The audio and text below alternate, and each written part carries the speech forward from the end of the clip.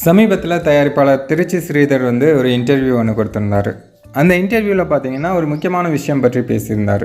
அதாவது கமல்ஹாசன் அவர்களுடைய குணா படம் பற்றி. இப்போ இந்த ரீரிலீஸ் கலாச்சாரம் அப்படிங்கிறது பெருகிட்டே போகுது. நிறைய படத்தை ரீரிலீஸ் பண்ணிகிட்ருக்காங்க. அதில் ஒரு சில படங்கள் வெற்றி பெறுது.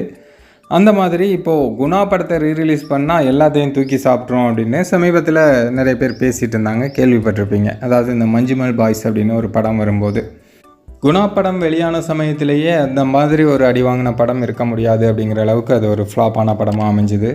அந்த படத்தை இப்போ ரிலீஸ் பண்ணி எப்படி சக்ஸஸ் ஆன படமாக மாற்ற முடியும் அப்படின்னு எல்லாருக்குமே ஒரு மிகப்பெரிய கேள்வி இருந்தது. இருந்தாலும் ஒரு சிலர் இந்த மஞ்சுமல் பாய்ஸ் படத்தோட அந்த ரெஃபரன்ஸுனால் எல்லோரும் பார்த்திங்கன்னா குணா படம் வெற்றியடையும் அப்படின்னு சொல்லிட்டு இருந்தாங்க.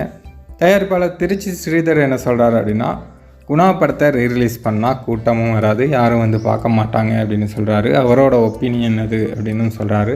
அது ஏன் அப்படின்னு கேட்கும்போது, மக்களை கவர்ந்தெழுக்கிற அளவுக்கு அந்த படத்தில் ஒன்றும் கிடையாது.